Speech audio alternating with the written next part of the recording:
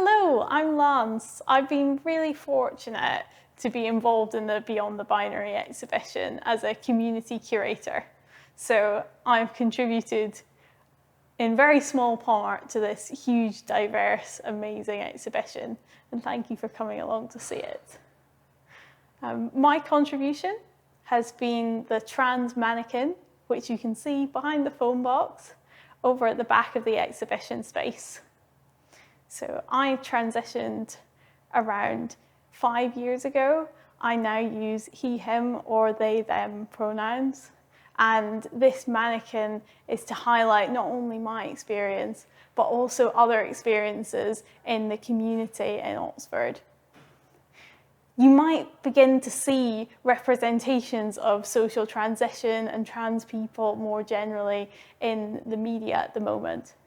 But hopefully, this mannequin can show a slightly different, slightly more relatable view of that process. So you can see that the mannequin is dressed in a grey t-shirt, which has the Beastie Boys, a photograph in the centre of the t-shirt, and the words Beastie Boys in green writing. So even though this t-shirt isn't a particularly strongly masculine or feminine item, and in many ways could be described as unisex, or maybe even non-binary in itself, it was a really big part of my social transition because it was given to me by a friend when I came out. And this act of giving something was a huge act of validation, and really shows to me that there's a great deal of interpersonal interaction, there's a great deal of uncertainty, and there's a great deal of confirmation which can be gained through the way that someone presents. And that's so much more than someone wearing a suit to a black tie dinner instead of an evening dress that they might have worn in the past before they came out. Also contributed to this wonderful mannequin are many other items that don't belong to me, but tell an important part of the trans community's story. We have the Doc Martens donated by someone else who has had a fantastic input into the exhibition as a whole. We have the tattoo of Fernando the Bull, who is a wonderful fictional character of someone who rejected toxic masculinity, but not necessarily for stereotypical or what one might call toxic femininity in his story, choosing instead to demonstrate his gender based on his approach to these traits and what he wanted to see in himself. We also have various fidget toys. So you might remember the spinners that were so popular. They were everywhere in 2018 and 2019. And although the fidget spinner is an item of fun, it's also a socially acceptable way for many people to manage their anxiety or to manifest neurodivergence. It was important to include the fidget spinner as part of this mannequin, as a recent study has shown that over 98% of people in Oxford who identify as trans and or non-binary experience difficulties with their mental health. And these difficulties are not necessarily only due to the rigours and trials of transition and living in a gender that you don't identify as. And therefore, ability and mental health are also part of the landscape of gendered presentation and self-acceptance, and ultimately presenting as yourself. I hope that this mannequin gives you the opportunity to reflect on how you interact with your own gender and the vocabulary that you might use or might avoid to describe it, and how you categorize yourself and how categories can help us to better understand others and equally limit our understanding of the infinite complexity of other human beings. I've been very fortunate in that I've not only been able to contribute to the trans mannequin and the temporary exhibition space, but also to contribute an artefact that is of great personal significance to me to the main exhibition hall. You will find Soft, the gosling finger puppet, in the representations of animals cabinet on the top shelf. Soft is a finger puppet around 5 centimeters tall. Soft has a lovely, soft, yellow plush fluff and a slightly more coarse and interesting dappled grey on the back and wings.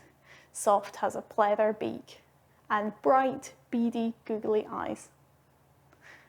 The reason that Soft is incorporated into this exhibition is to represent another important chapter in my life, which is about self-acceptance and which I hope is meaningful to you too today. When I first came to Oxford, I wasn't sure where I belonged, and I really struggled with the conflict between different aspects of my identity, being from a not very academic family, but performing well academically. How could I square my relationship to myself and the social class that I came from? How could I understand my sexuality in an environment where female-female friendship expressed itself in a very different way, and suddenly it wasn't romantic, it could just be platonic to want to hold a girl's hand, for example, or it could just be seen as an aesthetic statement to dress in men's clothing. My relationship to myself had completely been thrown into array. And this was when I befriended the geese in Port Meadow. I hope that you have one day a chance to visit them yourselves. The grey-lag geese form these wonderful families. They're not nuclear families necessarily, although some of them are. Parents form strong bonds that may be single or between groups of 3 or 4 adults. And in addition to their own goslings that are their biological offspring, they adopt others. When they say a lost Canada gosling, for example, which to my eye is a completely different size and shape and even colour, they're so much more yellow than the muted greyish brown of the grey-lag goslings. But they don't see that difference. What they immediately see is a kinship, and they make these wonderful patchwork chosen families consisting of goslings of all different sizes, even across species boundaries. They've even been known to adopt cygnets, which are baby swans. And it was seeing these families and being accepted by them in my small way when I bring them some grain to eat that helped me accept myself and see myself as being beyond the binary categories that I felt were being offered to me in my late teens when I came down to the academic city of Oxford. If you'd like to visit Soft, he's on the ground floor in the main exhibition space. If you're entering from the Natural History Museum, you can come down the main stairs, and then in the front row of glass cases on the right is the Animals in Art case. Soft is round the back of this case, so do walk all the way around if you can. Soft's case is very different from the temporary exhibition space in that it's crowded with a larger number of really vibrant objects across all different cultures. Some people love the richness of having all these different objects and cultures represented so closely together, although we understand that it can be overwhelming for some other visitors. If the main exhibition space seems slightly overwhelming to you, I would still encourage you to have a look, if you can, in our temporary exhibition space for Beyond the Binary. We have a lot of colour and objects, but they are more widely spaced and there are plaques on the wall to help guide you along your journey. We know that many queer people, including myself, are non-neurotypical or neurodivergent, and please know that this is something we have considered in our exhibition format, and we would love to know how you interact with the space and how it makes you reflect on your own perceptions of the museum as a whole.